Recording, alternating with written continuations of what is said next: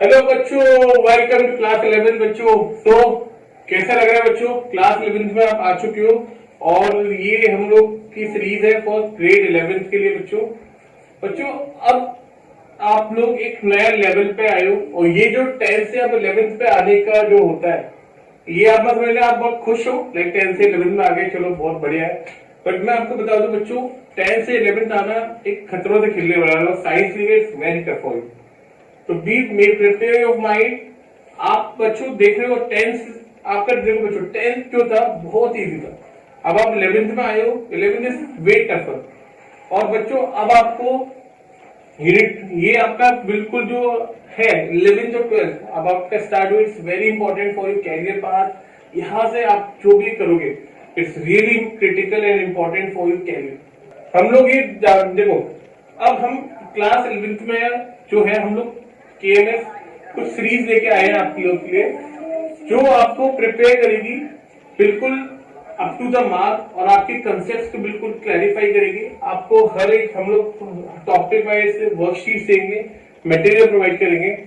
तो बच्चों आप लोग के concept day by day buildup करें। तो बच्चों ये अभी हम लोग केएमएस में we have like launch video session. हम लोग वीडियो लेक्चर सेशन आप लोगों को प्रोवाइड करेंगे।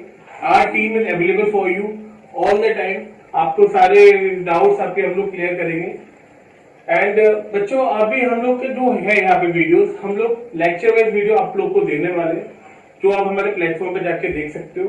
और उसमें उससे रिलेटेड सारी आपको worksheet and material notes everything you get from here. तो बच्चों वेलकम टू द क्लास 11। और क्लास 11 के लिए हम लोग एक सबसे इंपॉर्टेंट टॉपिक स्टार्ट कर रहे हैं क्लास 11 में, जो है हमारा सब बेसिक कंसेप्ट ऑफ केमिस्ट्री। बच्चों ये टॉपिक आप लोगों ने पढ़ लिया तो समझो लाइव जीवाणु मजा पीवाणु है ना। तो some basic concept of chemistry. अब इसमें बच्चों ये जो पूरा चैप्टर है ना, ये समझ लो ये आपके साथ पूरे 2 साल तक आपके साथ रहेगा। ये चैप्टर आपको छोड़ेगा नहीं बिल्कुल। इसके कंसेप्ट आपको यूज होते रहेंगे, काफ़ी आपको पल पल याद दिलाते रहेंगे इसके कंसेप्ट। तो some basic concept of chemistry हम लोग बात कर रहे हैं बच्चों। आप लोग को केमिस्ट्री की पता है शुरुआत जनरली कहाँ से होती है? अगर आप केमिस्ट्री की शुरुआत देखो तो सबसे पहले वो शुरुआत होगी एटम्स, है ना। एटम्स के बारे में हम लोग क्या जानते हैं? एटम्स क्या होता है बच्चों? एटम्स के बारे में देखोगे तो एटम्स क्या है? Atom are the smallest atoms are the smallest unit of matter. ये एक स्मॉलेस्ट यूनिट है। Atom the smallest unit of matter which take part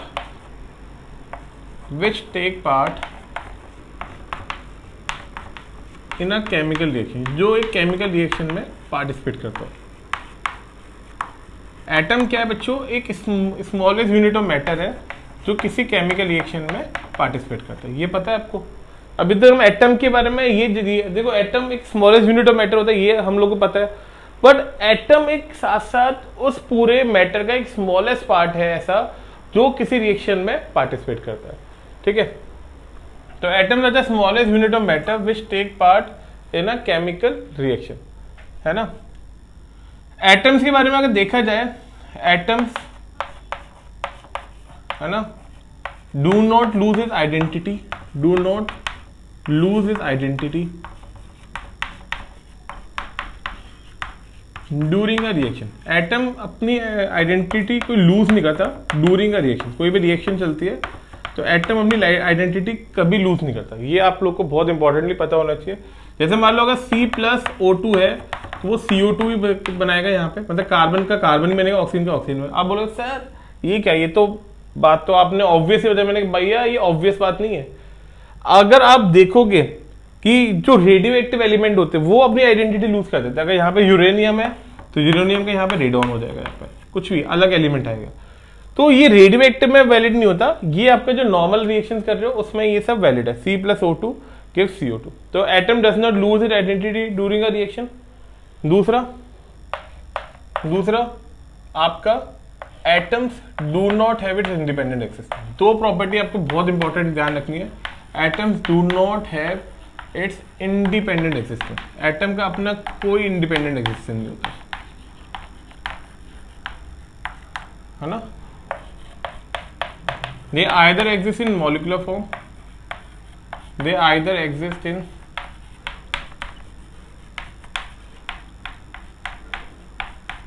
molecular form, molecular form जैसे आपका H2 या ये सब, और इन लैटिस फॉर्म या किसी लैटिस फॉर्म में लिख लो बच्चों। एटम अपनी आइडेंटिटी लूज नहीं करता किसी रिएक्शन में, और एटम का अपना एक इंडिपेंडेंट एग्जिस्टेंस नहीं होता है ना, या तो वो मॉलिक्यूलर फॉर्म में एग्जिस्ट करेगा या लैटिस फॉर्म में। ये एटम के बारे में बात होगी। नेक्स्ट हम बात कर रहे हैं एटम के बाद जो नेक्स्ट सबसे इंपॉर्टेंट पार्टिकल, जो सबसे इंपॉर्टेंट बेसिक पार्टिकल आप पढ़ते हो और बचपन से पढ़ते हो आ रहे हो, वो पार्टिकल क्या है, ठीक है। तो नेक्स्ट हम बात कर रहे हैं मॉलिक्यूल क्या होता है। मॉलिक्यूल बच्चों अगर आप देखोगे, मॉलिक्यूल भी बहुत स्मॉलेस्ट यूनिट ऑफ मैटर है। Molecule is the smallest unit of matter also. Molecule is the smallest unit of matter, है ना। It is the smallest unit of matter, है ना, which take part in chemical reaction, which take part in chemical reaction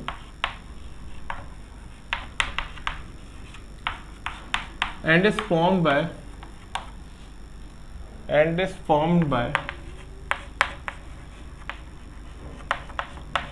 combination of atom, atom के combination से form होते हैं।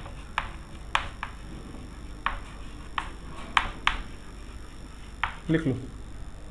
तो atoms आता, मॉलिक्यूल्स क्या है, स्मॉलेस्ट यूनिट ऑफ मैटर ये भी है ना, जो एक केमिकल रिएक्शन में पार्टिसिपेट करते हैं and they form by combination of atom. तो मॉलिक्यूल के आपको एग्जांपल पता है कौन कौन से होते हैं। डायटोमिक के एग्जांपल आप लोग को पता है क्या हो जाता है, ये 9th क्लास में पढ़ा है आपने, H2 Cl2 Br2, ये हो जाएगा आपका, ये डायटोमिक का हो जाएगा। इसके बाद ट्राइएटोमिक का एग्जाम्पल क्या हो जाएगा आपका, ट्राइएटोमिक इज O3। और आपका टेट्रा का क्या हो जाएगा, what is the example of टेट्राएटोमिक।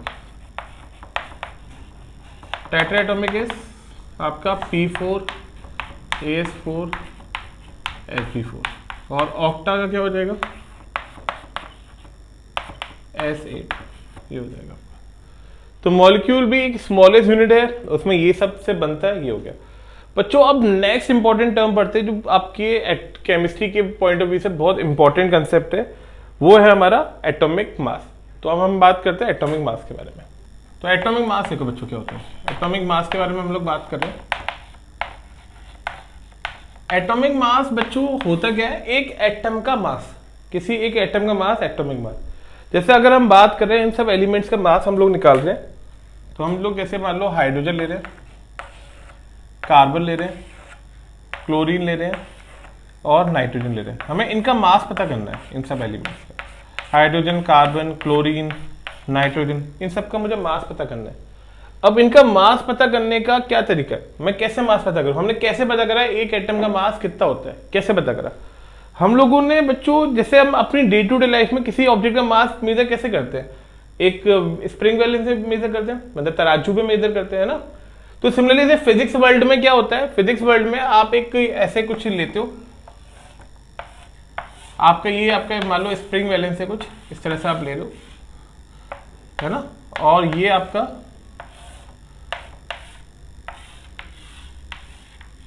ठीक है। अब बच्चों जैसे मुझे मान लो मुझे इस बॉक्स का मास मेजर करना है, if you want to measure the mass of this box, है ना। अगर मुझे इस बॉक्स का मास मेजर करना है, तो ये बॉक्स का मास अगर मुझे मेजर करना है तो मुझे कोई स्टैंडर्ड एटम लेना, मतलब कुछ स्टैंडर्ड लेना पड़ेगा। तो पहले के स्टैंडर्ड लिया जाता था, 100 साल पहले की अगर बात करा जाए तो एक है ना ऐसे सिलेंडर्स लिए जाते थे स्टैंडर्ड। ये सिलेंडर क्या थे, यूएस की लैब में रखे रहते थे या फिर और जगह कमर्शियल बड़ी बड़ी शॉप पे अवेलेबल रहते थे। और किसी ऑब्जेक्ट को मास मेजर करना होता था तो वो सीधे जाके इसके सिलेंडर के रिस्पेक्ट में मेजर कराते थे। जैसे मुझे इस बॉक्स का मास मेजर करना है, तो इस बॉक्स का मास कितना आ रहा है, लेट अस से जैसे मास ऑफ 20 सिलेंडर्स, ये आपका 20 सिलेंडर्स के वेट के बराबर आ रहा है।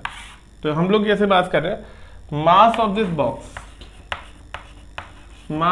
Box equals to 20 times of mass of cylinder. वो 20 टाइम्स है मास ऑफ सिलेंडर की।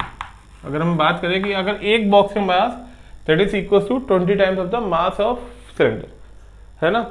तो अगर हम बात करें मास ऑफ हाथी, मतलब अगर इस मास ऑफ बॉक्स को अगर हम केजी में मेजर करें, हम अगर ऐसा मान लें कि एक बॉक्स का मास ऑफ वन सिलेंडर आपका कितने के बराबर है, 1 kg के बराबर। तो मास ऑफ बॉक्स कितना हो जाएगा आपका 20 kg। हमने यहाँ पे इसको unit they the mass of one cylinder, तो यहाँ पे 20 kg हो जाएगा।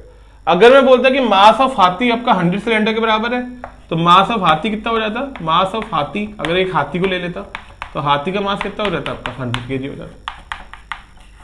तो हमें इसलिए कोई रिस्पेक्ट मानना पड़ेगा कि अगर बॉक्स हमने बोला कि एक बॉक्स का मास ऑफ 20 सिलेंडर है तो वो 20 kg हो गया। हाथी का mass of 100 cylinder that is equal to 100 kg, जिसमें हमने एक सिलेंडर को आपका 1 kg बराबर माना बच्चों।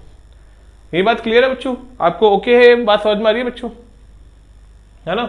तो ये जो एटॉमिक मास है ये हम किसी ऑब्जेक्ट का मास मेजर कर रहे हैं विद दिट।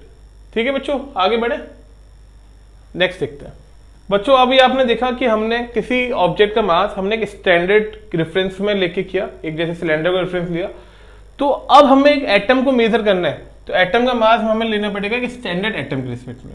तो हमने स्टैंडर्ड एटम क्या लिया, देखो स्टैंडर्ड एटम क्या है हमारा, तो take standard atom that is equal to what 1/12 of the mass of 1 C12 atom. तो आपका ये एक स्टैंडर्ड एटम हमने ले लिया, मतलब स्टैंडर्ड एटम लिया 1/12 of the mass of 1 C12 atom, मतलब ये स्टैंडर्ड क्वांटिटी बोल सकते हो। हमने एक C12 एटम लिया और उसकी एक स्टैंडर्ड क्वांटिटी बना ली 1/12 ऑफ द C12 एटम। बच्चों एक बात आप लोग के दिमाग में भी आ रहा होगा कि कार्बन को ही क्यों स्टैंडर्ड लिया गया। बेटा कार्बन को लेना जरूरी इसलिए था बच्चों क्योंकि कार्बन आपके हर जगह, आपके हर कण में, हर बहुत बंदे समझ लो सतयुग कलयुग से भी चला हुआ आ रहा ऐसा एक एटम है, क्योंकि कार्बन से हम भी बने हुए हैं, पूरी सृष्टि बनी हुई है। तो कार्बन तो आप समझ लो most abundant most common element है, तो उसको तो रिस्पेक्ट मतलब स्टैंडर्ड लेना लाजमी था, क्योंकि आप एक ऐसी चीज से उसको 100 साल पहले किसी जब एलिमेंट का मास पता कर रहे थे तो वो आपको एक ऐसा